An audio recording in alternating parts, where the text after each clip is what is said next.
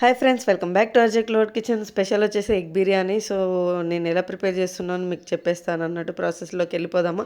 కొన్ని జీడిపప్పులు, కొన్ని వెల్లిపాయలు, అల్లము, పచ్చిమిర్చి, కొత్తిమీర, పుదీనా, దాంట్లో కొంచెం టమాటాలు వేసుకున్నాను నేను.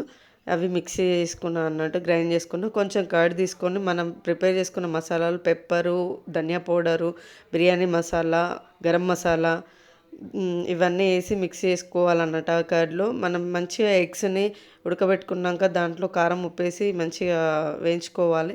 అట్లే ఒక గిన్నె తీసుకొని దాంట్లో ఇప్పుడు మనం ఎగ్ కర్రీకి ప్రిపరేషన్ అనేది మనము చేస్తున్నాం అన్నట్టు. సో కొంచెం బటరు, కొద్దిగా నెయ్యి, ఉల్లిగడ్డ, టమాటో, కొంచెం పచ్చిమిర్చి, ఇవన్నీ వేసి కొంచెం మసాలాలు ఏంటంటే లవంగ, ఇలాచి, చెక్క, ఇవన్నీ వేసి పెట్టాలి. దాంట్లో కొంచెం అల్లం వెల్లుల్లి పేస్ట్ వేసిన తర్వాత ఇట్లా నూనె బయటికి వచ్చేదాకా ఉడకబెట్టినాక దాంట్లో ఫ్రైడ్ ఆనియన్స్ వేసుకొని బాగా ఉడకబెట్టుకోవాలి. దాని తర్వాత ఏదైతే ఫ్రై చేసి పక్కకు పెట్టుకున్నామో ఎగ్స్, అవి మనం దీంట్లో వేసేసుకుంటే మన ఎగ్ కర్రీ రెడీ అయిపోయింది. మసాలాది, గ్రేవీది. సో దాన్ని కొంచెం తీసి పక్కకు పెట్టుకోవాలన్నట్టు గ్రేవీ.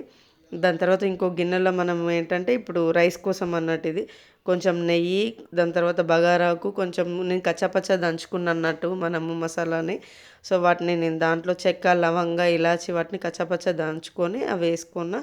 కొంచెం బిర్యానీ ఇది మసాలా వేసుకున్నాక నేను ఏదైతే చెంబుతో పోసానో అది అంటే నేను 1 కేజీ తీసుకున్నా అన్నట్టు రైస్ ముందే నానబెట్టుకున్న. ఆ 1 కేజీ రైస్కి నేను తీసుకున్న చెంబు 4 చెంబుల వాటర్ అయితే సరిపోతుంది. దాంట్లో కొంచెం అల్లం వెల్లుల్లి పేస్ట్, కొంచెం సాల్ట్ వేసుకొని మరగబెట్టుకోవాలి వాటర్. దాని తర్వాత ఏదైతే మనం నానబెట్టుకున్న బాస్మతి రైస్ ఉందో దాంట్లో వేసేసుకొని ఏంటంటే నార్మల్గా ఉడకబెట్టుకోకుండా ఇట్లా మనం మసాలా వేసి ఉడకబెట్టుకుంటే ఆ బిర్యానీ రైస్కి అనేది బాగా టేస్ట్ వస్తుంది అనమాట. సో ఏదైతే మనం కర్రీ చేసి పక్కకు పెట్టుకున్నామో దాన్ని లేయర్గా వేసుకొని పక్కకు పెట్టుకున్నాం కదా గ్రేవీ, దాంట్లో కొంచెం వాటర్ పోసుకొని మీదంగా పోసుకోవాలన్నట్టు. దాని తర్వాత కొంచెం లైట్గా ఫుడ్ కలర్ తీసుకొని నేను పైన చల్లుకున్నాను అన్నట్టు. దమ్ముకేసిన ఒక్క 10 నిమిషాలు. ఆల్మోస్ట్ మనం రైస్ ఉడకబెట్టినప్పుడే 90% రైస్ను ఉడకబెట్టిన ఒక 10% దీంట్లో ఉడుకుతుంది అన్నట్టు. సో ఎక్కువసేపు ఉంచాలి. అలాగే మన వీడియోస్ నచ్చితే మాత్రం మన ఛానల్ని సబ్స్క్రైబ్ చేసుకొని లైక్ చేయండి, షేర్ చేయండి. ఓకేనా ఫ్రెండ్స్, బై.